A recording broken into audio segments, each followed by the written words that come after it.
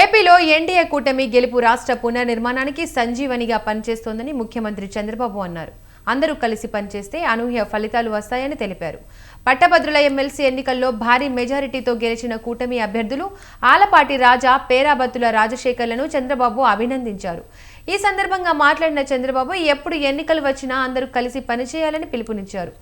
రాష్ట్రాన్ని పునర్నిర్మించాలని 3 పార్టీలు సమైక్యంగా కలిసి పనిచేశాయని తెలిపారు. ఈ ఐక్యమత్యం శాశ్వతంగా ఉండాలన్నారు. కలిసి పనిచేసినప్పుడు ఫలితాలు కూడా అనూహ్యంగా ఉంటాయి. నేను 2024లో చూశాను. తెలుగుదేశం పార్టీ కార్యకర్తలందరికీ ఒకే పిలిపించాను. ఈ రాష్ట్రాన్ని పునర్నిర్మాణం చేయాలి, గెలిచే అభ్యర్థులకే సీట్లు ఇస్తున్నాం, మీరు ఏ మాత్రం ఆలోచించకుండా ఎవరైతే ప్రజామోదం పొందారో అలాంటి అభ్యర్థులు నేను పెట్టినప్పుడు గెలిపించే బాధ్యత మీరు తీసుకోండి, మీకు అండగా ఉంటాను. ఏ అభ్యర్థిని కాదు, కూటమి అభ్యర్థులు ఎవరైనా సరే గెలిపించాలని నేను పిలిపించాను. 100% తెలుగుదేశం పార్టీ కుటుంబ సభ్యులు ఫాలో అయ్యారు. మిత్రుడు పవన్ కళ్యాణ్ గారు ఒకే మాట చెప్పారు, ఈ రోజు రాష్ట్ర పునర్నిర్మాణం కోసమే మేము కలిసాం, ఈలో మాకు ఎలాంటి స్వప్రయోజనాలు లేవు, కూటమి గెలవాలి, ప్రతి ఒక్కరూ పనిచేయాలని పిలిపిస్తే జన సైనికులు 100% పనిచేశారు. వారిని మనస్ఫూర్తిగా మరొక్కసారి అభినందిస్తున్నా. అదే మరిగా బీజేపీ పురంధేశ్వరి గారు గాని, అదే మరి పార్టీ గాని ఒక పిలిపిస్తే వాళ్ళు కూడా క్రమశిక్షణతో పనిచేశారు. 3 పార్టీలు కలిసి పనిచేశాం, సమైక్యంగా పనిచేశాం. ఈ రోజు మీరు చూస్తే అన్ని సీట్లు గెలిచాం. ఈ రాష్ట్ర పునర్నిర్మాణానికి ఆ గెలుపు ఒక సంజీవనిగా పనిచేస్తా ఉంది. ఈ విషయం మనం గుర్తుపెట్టుకోవాల్సిన అవసరం ఉంది. ఈ రోజు ఎన్డీఏ ప్రభుత్వం పూర్తిగా సహకరిస్తా ఉంది. నరేంద్ర మోడీ పోలవరం పనులను మళ్లీ పట్టాలెక్కించామని చంద్రబాబు అన్నారు. రాజధాని అమరావతి నిర్మాణం మొదలుపెట్టామన్నారు. అసాధ్యం అనుకున్న విశాఖ స్టీల్ ప్లాంటు సుసాధ్యమైందని తెలిపారు. విశాఖ రైల్వే జోన్ పూర్తి చేసుకున్నామన్న సీఎం రాష్ట్రానికి 6.5 లక్షల కోట్ల పెట్టుబడులు వచ్చాయని చెప్పారు.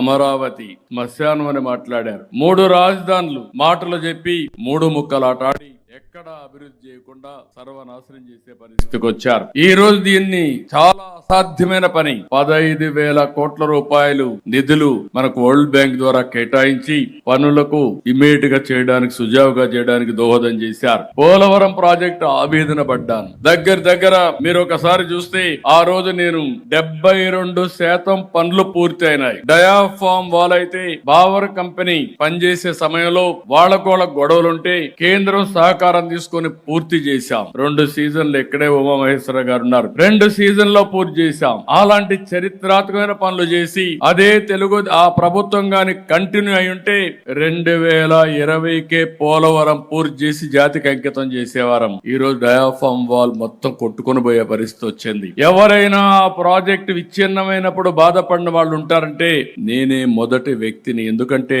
దాంతో నేను చాలా అసోసియేట్ అయ్యాను. ప్రతి వారం సోమవారాన్ని పోలవరం చేసుకున్నాను. నెలకొక్కసారి పోలవరం వెళ్ళాను. పండుగల పూట కూడా కన్సర్న్ మినిస్టర్ కలిసి ఎట్టి పరిస్థితిలో పూర్తి చేయాలని ఒత్తిడి తీసుకొచ్చారు. అలాంటి ప్రాజెక్టు ఆంధ్రప్రదేశ్ కి జీవనాడి. అలాంటి జీవనాడిని సర్వనాశనం చేసే పరిస్థితి చాలా బాధపడ్డాం. దానికి కూడా మీరు చూస్తే కేంద్రం పూర్తిగా ముందుకొచ్చి 12,150 కోట్ల రూపాయలు నిధులు కేటాయించి ప్రాజెక్ట్ ని సుజావుగా ముందుకు తీసుకుపోవడానికి దోహదం చేశారు. ఇవన్నీ కూడా మొదటి 3-4 నెలల్లో జరిగాయంటే అది ఎన్డీఏ పట్టుదల, కమిట్మెంట్ అని చెప్పి మరొకసారి మీ అందరికీ తెలియజేస్తున్నా.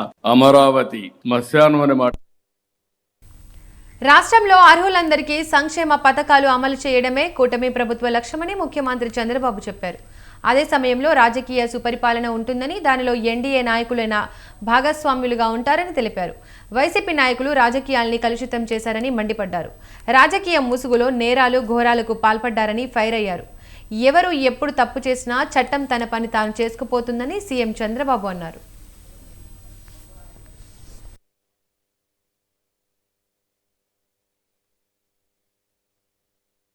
నేను ఒక మాట చెప్పాను, నాకు అక్కడక్కడ కంప్లైంట్లు వస్తున్నాయి. తెలుగుదేశం పార్టీ నాయకులు లేకపోతే ఎన్డీఏ నాయకులు ఒకరిద్దరు అవతల వైఎస్ఆర్ కాంగ్రెస్ పార్టీకి పనిచేస్తున్నారు.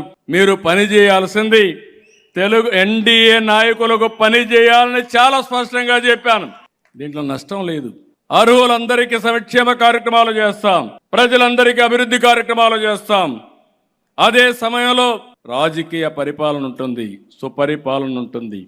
ఆ రాజకీయ సుపరిపాలనలో భాగస్వాములు ఎన్డీఏ నాయకత్వాన్ని మరొకసారి స్పష్టం చేస్తున్నా. ఒక ట్రస్ట్ బోర్డు ఉంది, ఎన్డీఏ నాయకులు ఉంటారు.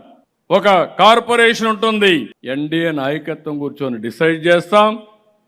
ఆ గౌరవం ఎన్డీఏ నాయకులకు ఉండాలని తప్ప వైఎస్ఆర్ కాంగ్రెస్ పార్టీతో ఎవరైనా లాలూచి పడతారేమోని ఆ మాట చెప్పాను. దీంట్లో గింజుకుంటున్నారు వైఎస్ఆర్ కాంగ్రెస్ పార్టీ. కబద్దార్, జాగ్రత్తగా ఉండండి, మీ ఆటలు సాగనివ్వను. అంటే ఏదో రెచ్చిపోతున్నారు, రెచ్చిపోవద్దండి. నేను ఎప్పుడు కూడా సంక్షేమ కార్యక్రమాలు అర్హులందరికీ ఏమంటున్నాను. అట్లని చెప్పి దబాయిస్తే ఇస్తామనుకుంటే మాత్రం అది పగటి కలగా మిగులుతుంది. గుర్తుపెట్టుకోమని కోరుతున్నాను. నేను ఇంకొక మాట కూడా చెప్పాను. రాజకీయాల్ని కలుషితం చేశారు, రాజకీయ ముసుగులో నేరాలు చేశారు, ఘోరాలు చేశారు.